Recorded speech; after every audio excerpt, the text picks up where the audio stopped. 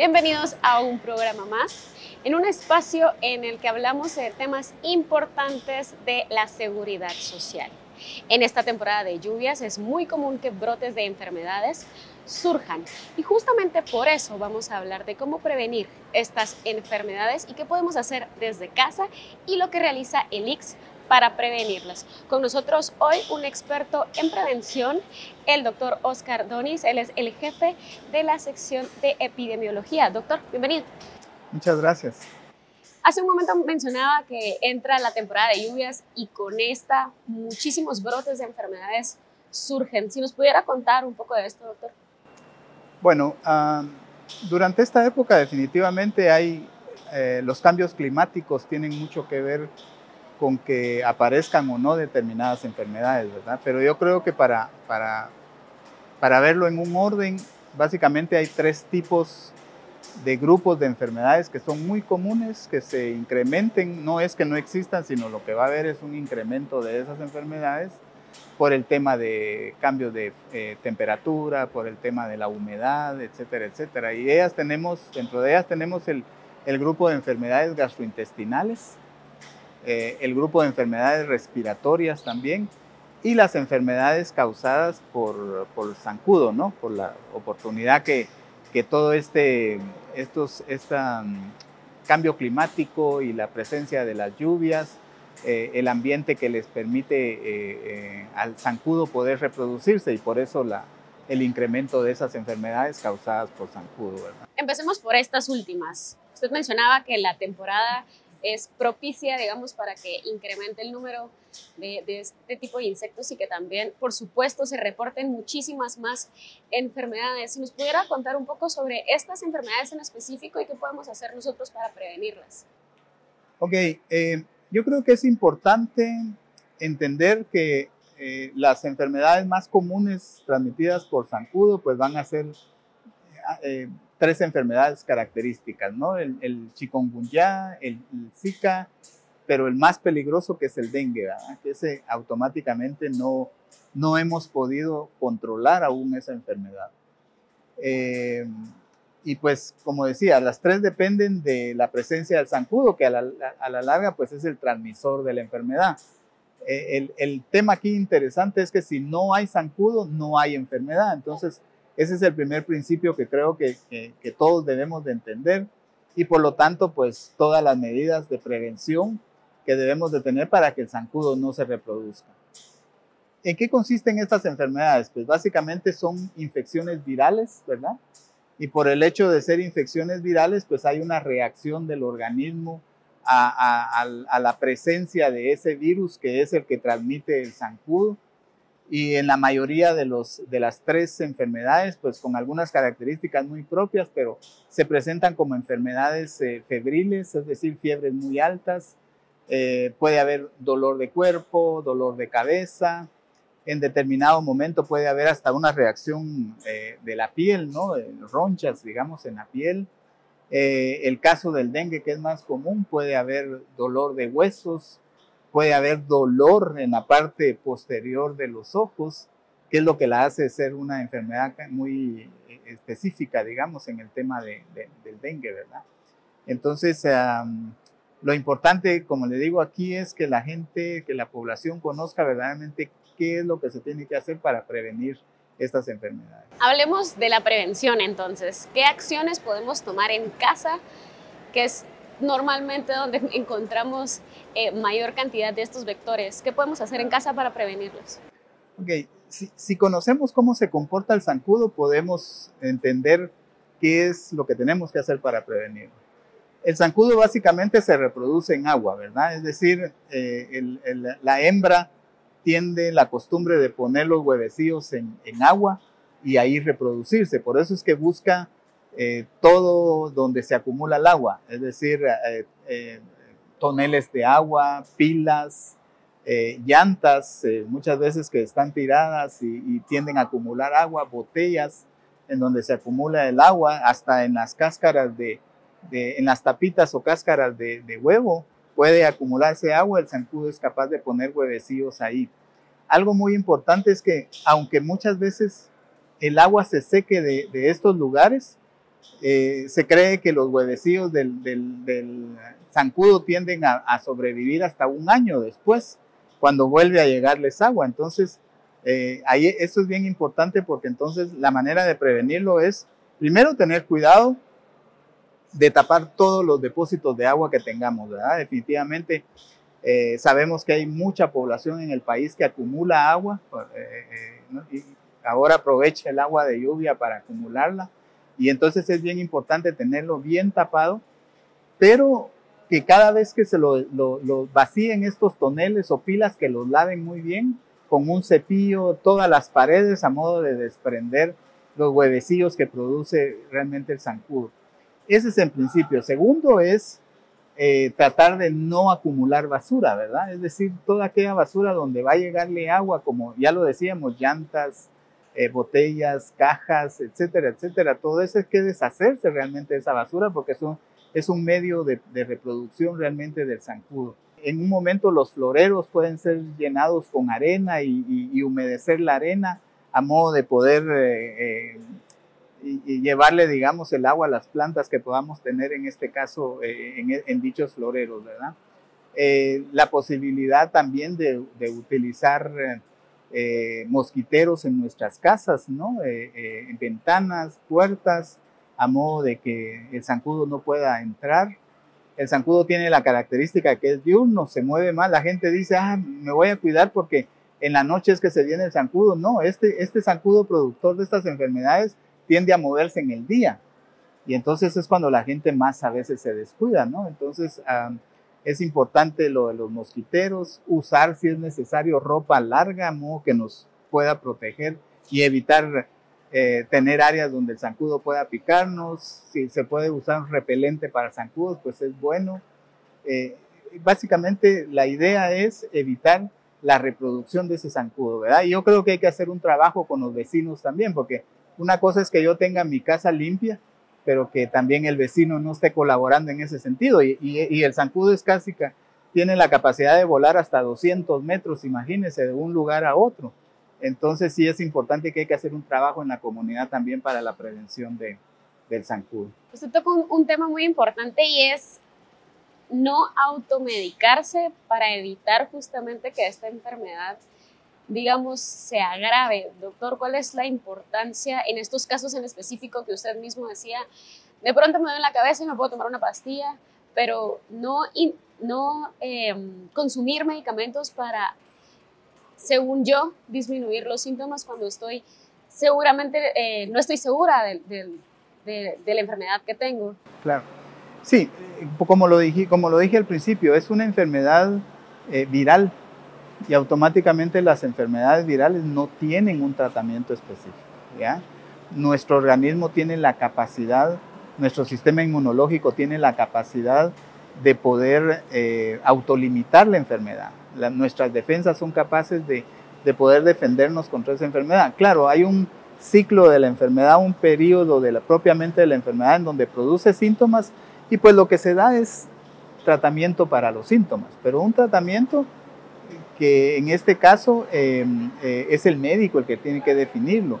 De nada sirve andar tomando antibióticos, de nada sirve andar tomando analgésicos demasiado fuertes, que lo que puede hacer es dar efectos secundarios, ¿no? Hay medicamentos que una persona que tenga un problema gastrointestinal, úlceras gástricas, cosas así, lo que va a hacer es exacerbar ese problema. Entonces, por eso lo mejor de abocarse con el médico, con quienes saben, para que pues les den los medicamentos oportunos para el tema de los síntomas en este caso, ¿verdad? Ahora que menciona las enfermedades gastrointestinales, justo mencionaba que también en esta época o temporada de lluvia se incrementan los casos de estas enfermedades. Doctor, ¿si nos pudiera contar un poco más? Sí, recordemos que las lluvias lo que traen es movimiento de las aguas, ¿verdad? Es decir, alguien diría, bueno, pero como que se limpian los ríos. Claro, se limpian, pero depende, porque las fuentes de los mismos ríos son fuentes ya contaminadas. Entonces, el movimiento de las aguas de los ríos, el movimiento que generan las lluvias, no por fuerza van a venir digamos, a purificar el agua en este caso. Entonces, las enfermedades gastrointestinales definitivamente pues son infecciones que se producen por el tipo de agua que yo consuma o por los alimentos que yo también consuma en este caso, ¿verdad? Básicamente la fuente principal de estas enfermedades o la manera de contaminarnos con estas enfermedades son aguas que no son de consumo humano, porque pues hay un nivel muy alto de contaminación y las aguas de Guatemala se caracterizan por eso, o el hecho de comer comida cruda, mal cocida, mal higienizada en este caso, no bien preparada, ¿no?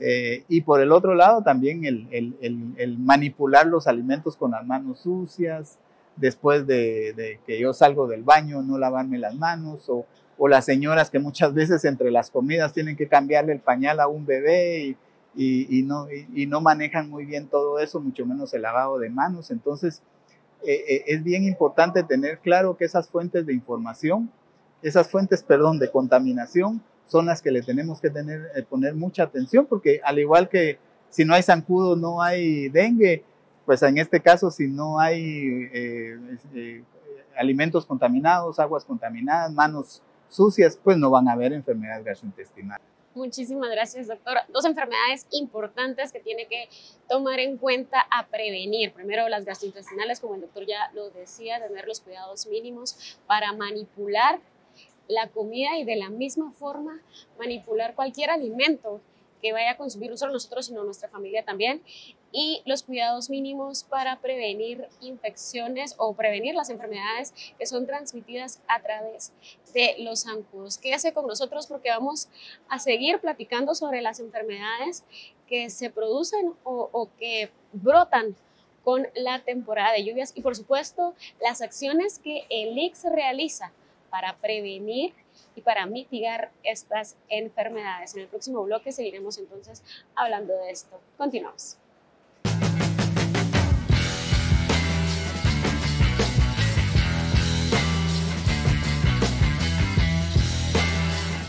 Continuamos hablando de las enfermedades que brotan en temporada de lluvias.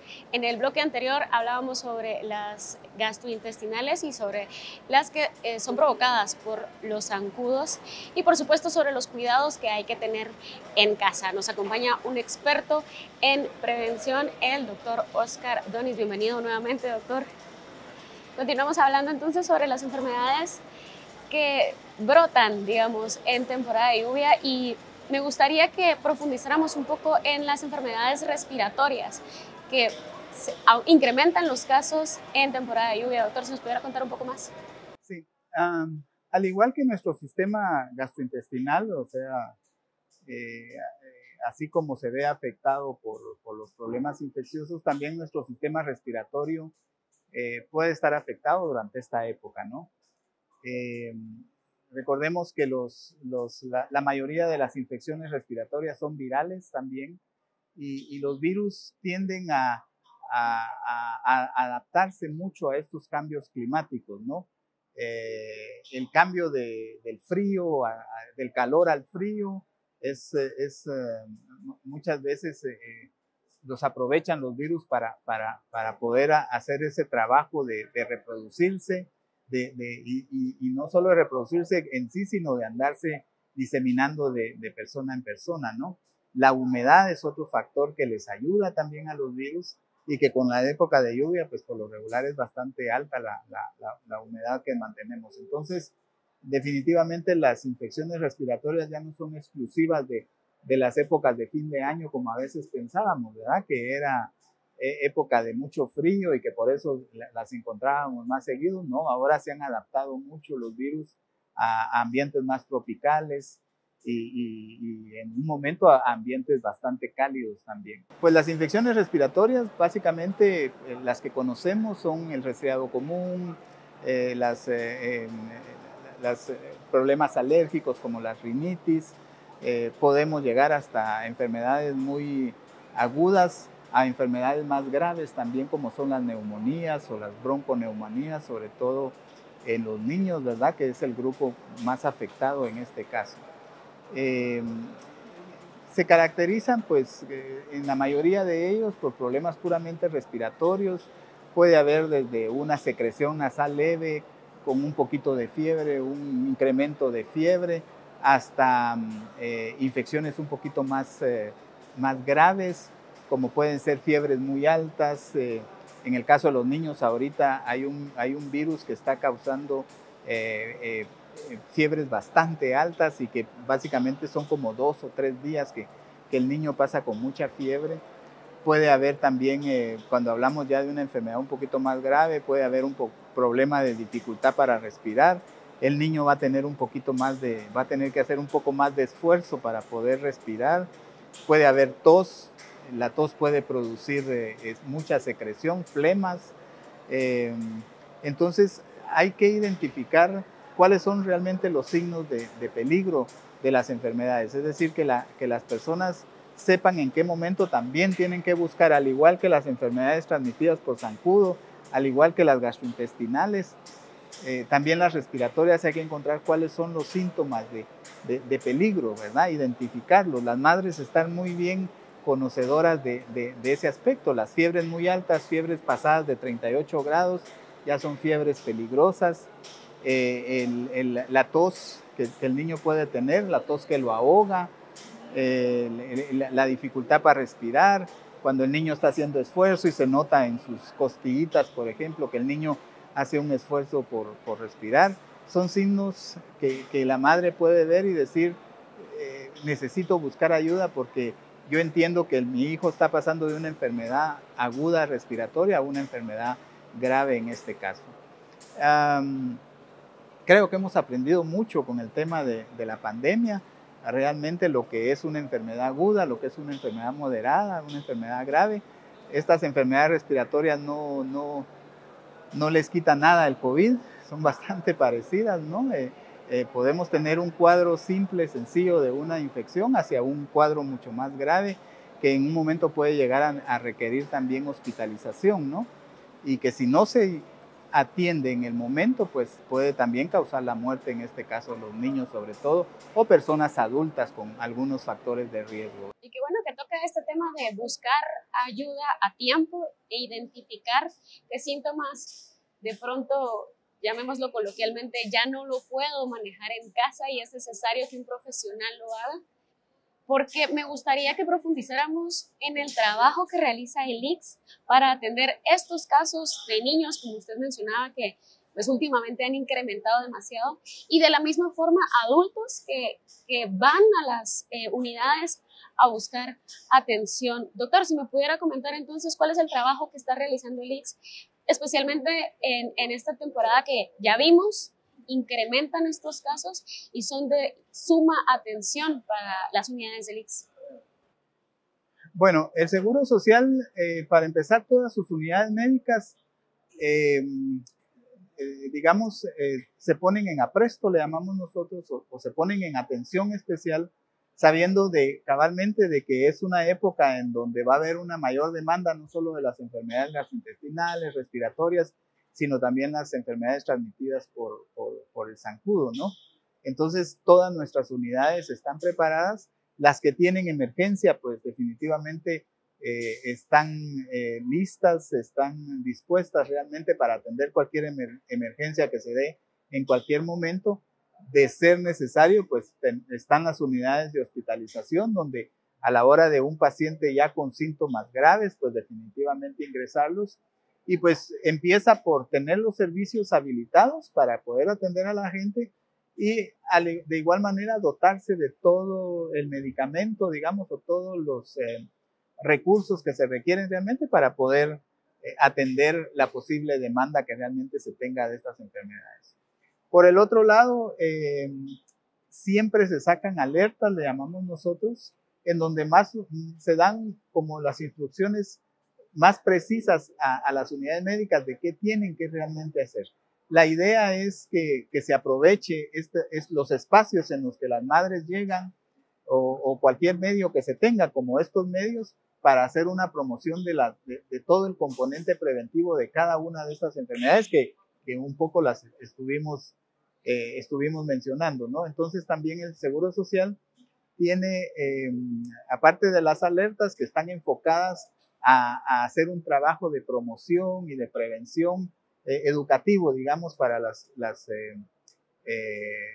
familias, También se generan programas o actividades propias como esta en redes sociales, en radio, etcétera, etcétera, para tratar de orientar realmente a las personas cuál es cómo se deben de comportar verdaderamente y cuáles son las acciones principales que deben de tener en cuenta para la prevención de estas enfermedades. Entonces hay todo un paquete de trabajo que se hace en las unidades preparándose específicamente, no solo para atender a los pacientes, sino para hacer el proceso educativo que se debe de promover durante todas estas épocas. Ahí no solo esta, sino el resto del año también. Y con todas las enfermedades que estamos propensos a padecer. Importante esto, doctor, porque usted mencionaba que se está capacitado, digámoslo, para prevenir las enfermedades desde la información. Entonces, justamente mencionaba que tenemos campañas y tenemos información que se promueve y que se divulga para que las madres, para que los ciudadanos estén conscientes del tipo de enfermedades que se pueden ocasionar o padecer en esta temporada. Pero también me gustaría que nos contara un poquito sobre el trabajo que se realiza a nivel interno en las emergencias, porque mencionamos que en esta temporada incrementan los casos, entonces las unidades tienen que estar listas para atender a X cantidad de pacientes que de pronto se incrementan en esta temporada. Si nos pudiera contar un poquito sobre el trabajo que se realiza desde las emergencias, que son, primero, creería yo, el primer punto al que van las madres con sus hijos o las personas que se sienten mal y que de pronto dicen, esto no lo puedo resolver en mi casa, necesito atención médica. Bueno, mire, yo creo que lo que también tenemos que tener claro es que definitivamente los dos extremos de la vida son los dos grupos de población más susceptibles a estas enfermedades. No significa que a las personas jóvenes no les den, pero la persona joven tiene más capacidad de reaccionar y de autoprotegerse con la enfermedad. Entonces, estamos bien sabidos de que la población infantil y la población de los adultos mayores, pues son los dos grupos que pueden estar más afectados y de alguna manera las emergencias están preparadas para recibir cualquiera de estos pacientes que demanden realmente atención. Y digamos, las emergencias se preparan para recibir, en el caso, por ejemplo, de las enfermedades gastrointestinales, que la complicación mayor es cuando el niño comienza a perder muchos líquidos debido a los vómitos o a la diarrea y el niño tiende a deshidratarse, ¿no? Esa condición de riesgo que es la deshidratación es cómo nuestras emergencias están preparadas realmente para poder darle la asistencia al niño dependiendo del nivel de deshidratación que pueda tener. Automáticamente el médico lo identifica inmediatamente, ve el riesgo en el que está y pues de ahí depende el tratamiento que realmente le propone, hasta si es necesario hospitalizarlo para poder recuperar esa cantidad de líquidos. Igualmente, lo que ya decíamos, ¿no? Las infecciones respiratorias, que uno de los riesgos más difíciles es cuando el niño ya comienza con esa dificultad para respirar. Eso es automáticamente pues una condición de una asistencia médica, porque también están preparadas nuestras unidades para poder brindarle esa atención inmediata al niño con oxígeno, dependiendo la necesidad, pues los medicamentos que el niño va a requerir y de ser necesario, pues ingresarlo automáticamente al área hospitalaria. Entonces sí, de alguna manera, pues nuestras unidades han previsto poder atender todo este tipo de emergencias, ¿no? Hablando de la educación que usted mencionaba, se lleva a cabo también con las campañas de información a través de nuestros medios de comunicación. ¿A dónde podrían abocarse las personas que requieran o que desean informarse más sobre el tema? Porque, digamos, mucho se sabe sobre padecer una infección respiratoria o de pronto una infección gastrointestinal o estas enfermedades que se causan por vectores como los zancudos. ¿A dónde podrían acudir las personas para obtener más información? Y lo que le decía anteriormente de decir, ok, este síntoma ya no lo puedo resolver en mi casa, necesito atención. ¿Dónde podríamos tener más información sobre esto, doctor? Ok, los medios de comunicación están generando mucha información, ¿verdad? Yo creo que eso es algo valioso, muy importante.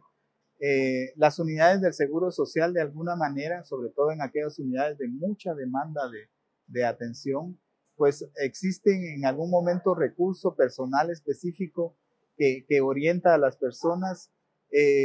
Esos programas de educación y de comunicación que las unidades del Seguro Social tienen, se aprovechan todos los momentos, como por ejemplo cuando entran las consultas externas, que entra un montón de mamás con sus niños, o las consultas externas de adultos, se aprovechan esos momentos como para poder en un momento darles alguna información por escrito o una charla educativa en ese momento. Eso es bien importante por el hecho de que lo que se busca es abarcar la mayoría de la población. Pero si yo personalmente necesito conocer al respecto de una enfermedad y de alguna manera no logro encontrarla externamente, pues se pueden abocar a las unidades médicas.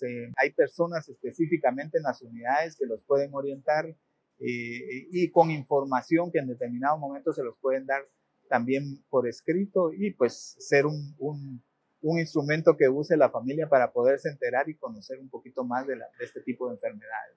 Gracias, doctor. Para ir cerrando esta entrevista, me gustaría que nos regalara unas últimas recomendaciones para prevenir estas enfermedades. Bueno, lo primero es no automedicarse. Lo primero es informarse. Yo creo que el COVID, si algo nos dejó de escuela, fue la desinformación. Y mucho cuidado, porque las redes sociales pueden ser como muy beneficiosas desde el punto de vista de información, pero también pueden servir mucho para desinformar a la gente. Entonces, lo primero es informarse, no tomar decisiones si no se tiene la certeza de lo que se está haciendo. En el caso de automedicarse, en el caso de pedir ayuda para la atención de algún niño, etcétera, etcétera. Las medidas de prevención en el caso de las infecciones respiratorias siguen siendo las mismas de COVID. No asistir a lugares de mucha afluencia de personas, el uso de la mascarilla todavía deberíamos de estarla usando, sobre todo en lugares de demasiadas personas. Pues si podemos seguir manteniendo el distanciamiento social, hay que hacerlo. Y en el caso pues de las enfermedades gastrointestinales, todo lo que nos llevemos a nuestro organismo, tener mucho cuidado. Cuando hablo lo que nos llevamos a nuestro organismo es agua, alimentos, y todo lo que manipulemos con las manos. La higiene es lo más importante en este caso, ¿verdad? Y con el zancudo, pues yo creo que el mensaje fue dado, ¿verdad? Si no hay zancudo, no hay enfermedad, y ya dimos pues toda la batería de recomendaciones de cómo prevenir que el zancudo no se reproduzca en este caso. Muchísimas gracias, doctor. Un placer tenerlo con nosotros y, por supuesto, recibir estas recomendaciones importantes. Recuerde que si tiene alguna duda o requiere mucha más información, a través de nuestros diferentes medios de comunicación y nuestras redes sociales, todos los días publicamos información importante. Soy Michelle Aguirre y, como siempre, un placer acompañarlo y llevarle información importante de la seguridad social. Nos vemos en una próxima.